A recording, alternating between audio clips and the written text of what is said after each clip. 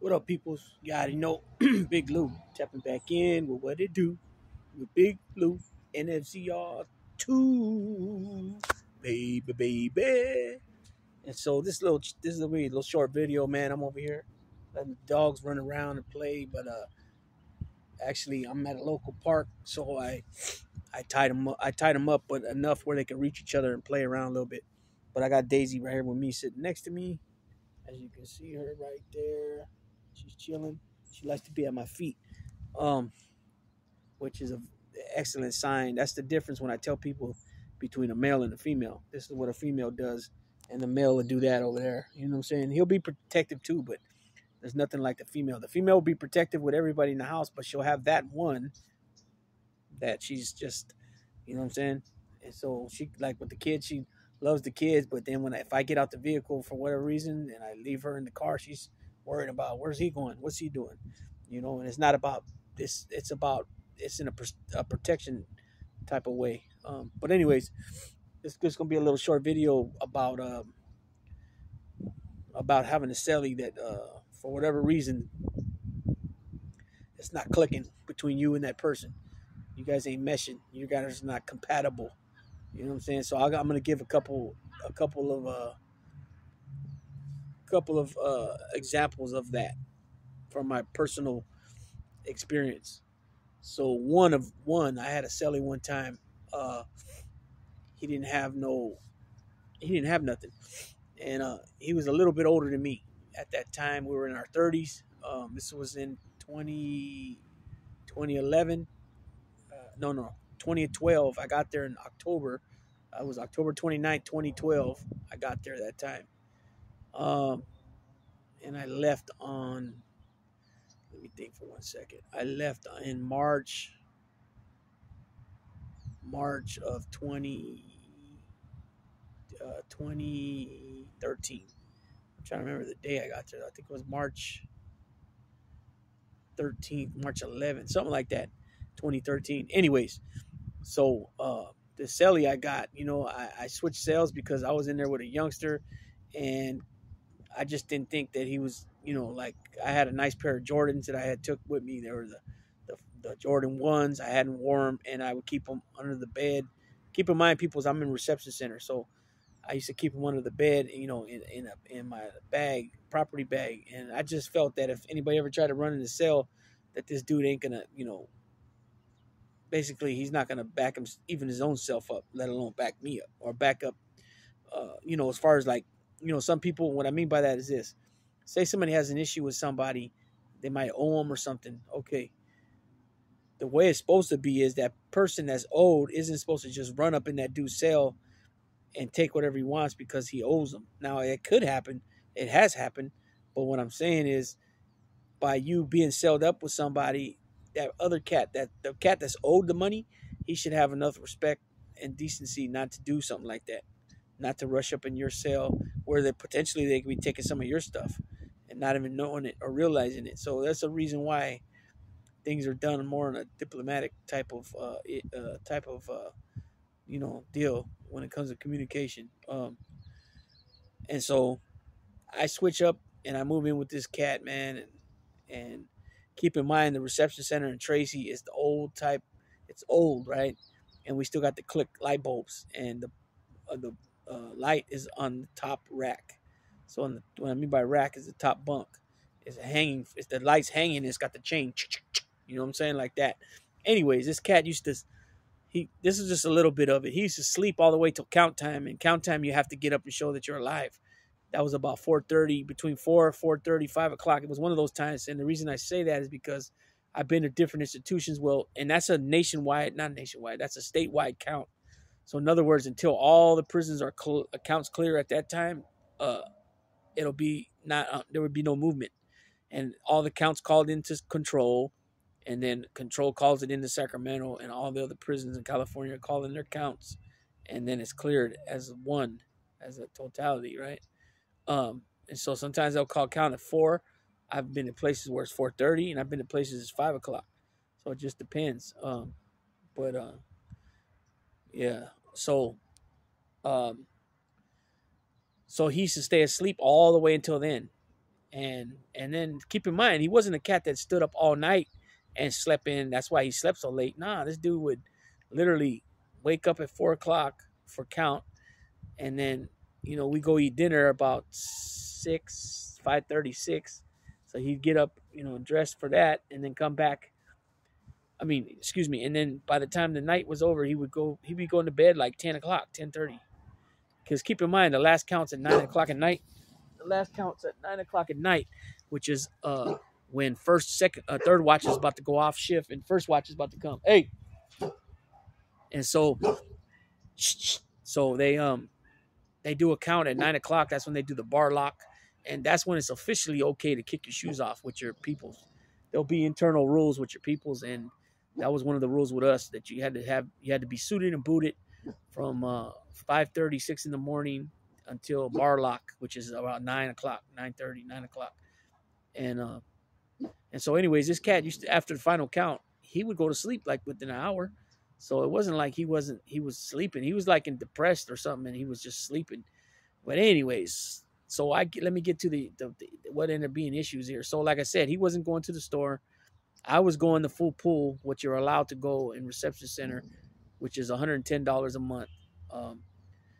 And so, of course, my stuff was open to him. And some of the things in prison that's considered like gold, like, some people consider it gold is coffee creamer, mayonnaise, cheese squeeze, you know what I'm saying, hot sauce, maybe, stuff like that. So like I said, this cat didn't have no money coming in. So every time we would drink coffee or something, I would drink I would make usually one shot a day, sometimes two. And the only reason I would drink multiple shots is because we were in reception and we weren't coming out. We only come out for showers every other day, and we go to yard once a week. That's it. Oh, and then we go to chow in the morning, and then dinner chow. And that's about, the whole thing is probably about, from the time they let you out the cell to go eat and you come back and lock it back down, it's probably only about 20 minutes. So you come out twice a day for that, to the chow hall and back. And then, you go to yard once a week. And, so it is what it is. But like what I always say, we're creatures of nature, and we adapt.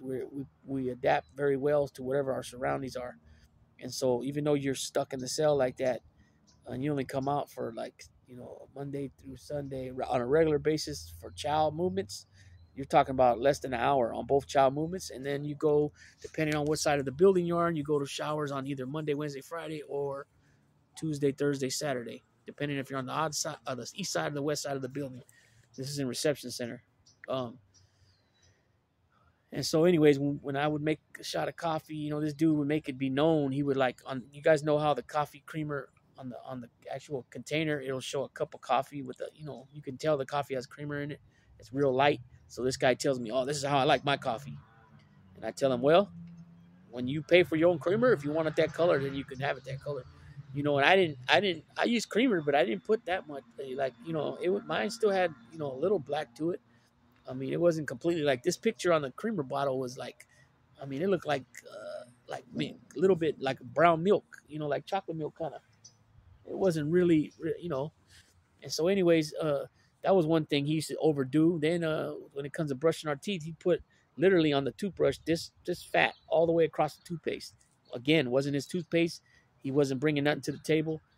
And then finally mayonnaise, when we used mayonnaise for the spread, I mean, this guy want to put a ton of mayonnaise on the thing. And I'm like, bro, I go, come on, man. I go, everything that you're using, you're doing it like to the max, bro. I go, you don't even see me doing that. And this is my stuff. It's like little stuff like that will start irking you. So then after you start, disliking how somebody carries herself, everything they do starts getting on your nerves, right? It is what it is. So that's one cellie that I had that I didn't really, I'm not going to put people's names out there. I had another cellie one time. Man, this guy, like, okay, when I'm in the pen, I shower every day, right? Sometimes if I'm in a dorm setting, I shower twice a day. It just depends, right? But definitely once a day. And so this cat, man, was working in the kitchen, and then I think he got a job on the yard crew. And one of his days off, I started smelling something, and I just throw it out there, talking to him on the unders. I go, hey, I said, have you showered today? He goes, nah. He goes, I didn't work today. I didn't work out today. I didn't do nothing. I said, but did you fart? And he goes, yeah. I go, did you take a shit today? He goes, yeah. I said, so you did something, bro. You got that booty juice, that booty juice seeping up out your booty hole. And you need to get in there and hit that water one time, player. And he's like, and then they're looking at you like you're crazy, but yet I can smell you. So, I mean, don't that make you feel a little embarrassed or anything like that? So I had that Cellie, and I got rid of him quick. And then this last Cellie I had, man, this guy came from so the yard is it's a cell living yard, but they have a dorm on each of the yards. And so this guy gets brought from the dorm into the cell, and he's been limping, and he's a big dude too. He's like 6'4", about 350 pounds at least. And so, anyways, they end up moving him to my cell, and I'm like, wow, what the fuck, right? So, man, this cat boy, whew, I mean, bad. He smelled very bad. It wasn't BO, it wasn't BO. It was just straight funk, like straight, just. Oh man, I don't even know what to call it, man. But some people were like, "Oh, how come you didn't give him the bottom bunk? You should have gave him the bottom bunk." And I go, "I thought about it, but at the end of the day, he was, he had pus coming out of his foot, and he wasn't a clean person, so I wasn't gonna have him on my mattress or anything like that." And luckily, this prison's old, so the window comes out like this, and opens, and our bunks are sideways. And luckily for me, I had on the bottom, I had a couple of the little windows. They're about probably 4 inches by 2 inches. A couple of them were cut out, so I was able to put my face in there and breathe, and get some good fresh air. And it's just I just don't understand that, smelling like that. Just smelling like straight funk, like just straight funk. Like, you ever smell your belly button? You get that little smell up in there. It's like that, but just like 1,000 times to the. It's just 1,000 times to the max. I don't even know how to explain it, but it just smells bad. And it's just think about it. A grown man has to tell another grown man to like get in the shower. Like, it's common sense to shower every day. I mean, especially now you're in the system.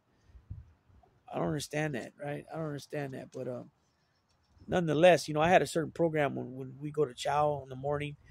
I get back undressed. What I mean by that, like I throw my state blues on, and then when we come back from chow from eating dinner or breakfast, I get in my come on, come here.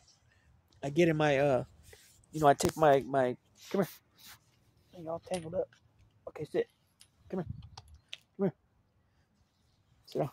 So I get in all of my I got my shorts on, my basketball shorts underneath, my mesh shorts, and I take off the blues and I just kick it in my t-shirt, my white t-shirt, and my shorts. You know what I'm saying? But here I am trying to get undressed, excuse me, and every time I take a leg out of my pants or something, I'm bumping into the dude. Like I mentioned earlier, he was like 6'3", 6'4", like 380 pounds, 350 pounds, and here I am, almost 6 foot, and at that time I was like 280.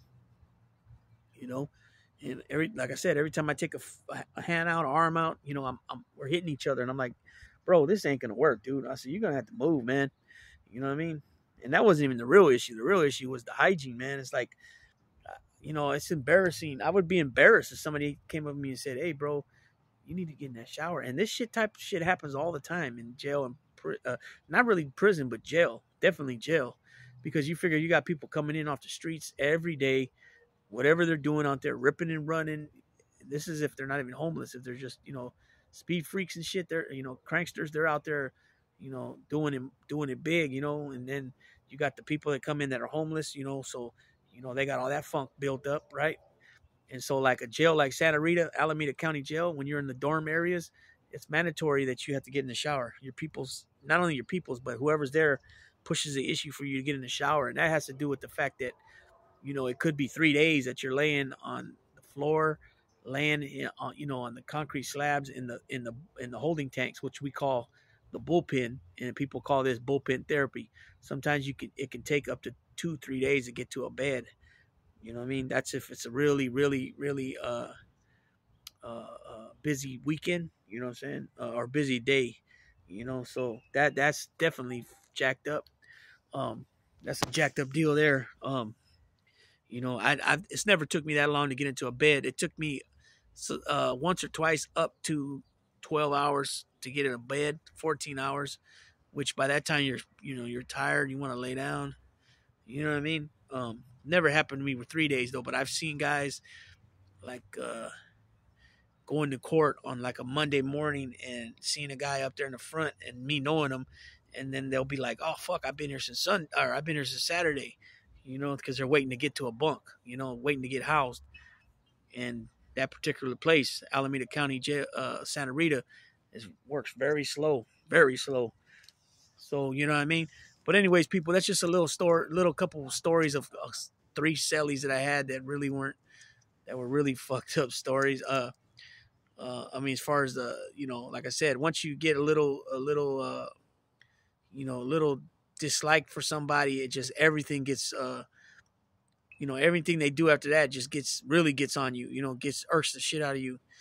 And you know, like I said, these are only out of these 3 guys I just mentioned, only one of them did we almost throw blows, um, and dude was pretty chicken shit on my, if you ask me, because we would see each other on the yard and nothing was said. After he didn't like the fact that I moved, which I probably could have did a little better. I just ended up moving. We didn't talk. So like, what was there to talk about? You know what I'm saying? So I just moved, you know what I mean? So he didn't like that, which I kind of get it, because then he can get anybody and he would rather, you know, it would have been better if I told him and then he knew I was moving and then he could have had who he wanted to move in there. But he ended up going to somebody that he ended up, you know, being cool with. And then I ended up moving in with somebody I was cool with, and so everything ended up working out. But you know, he tried to act like we were gonna fight, you know, which ain't permitted, you know, between the homies. And then he started making comments where, like the neighbors could hear him. I was no longer Celly, but they started telling me that hey, they could hear him, you know, saying things about me, and I'm like, well, that's so fucking strange because here we see each other on the yard. So I end up telling him, which I could have gotten in big trouble for this.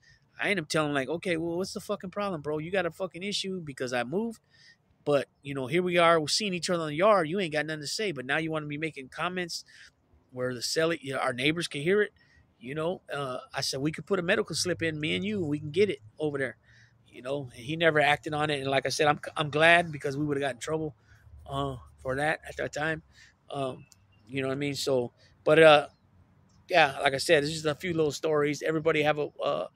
I wish everybody a positive, productive, blessed Easter weekend. If you're going to be with family, and you know, cherish their moments, make their memories. You know, if you're a young family, even if you're an older family, you know, tomorrow is never promised, so we never know what's, you know, what lies ahead.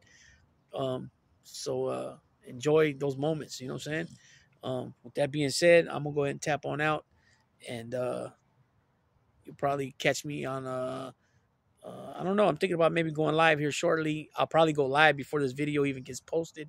My phone's memory so far, it's like getting short. I've almost used all my memory. Now when I upload videos, it takes a long time. Even the little 35-second short takes a couple hours sometimes. So I'm pretty sure that's got to do with the memory on the phone. Unless there's something I hit that I'm not knowing that delays it. But anyways, yeah. So I'm gonna go ahead and tap on out. If you guys got any questions about these little stories I told, or if you want to, whatever, just drop it in the comment section. I'll get back to you guys pretty ASAP. You feel me? And with that being said, again, and for the last time now, Big Lou tapping on out.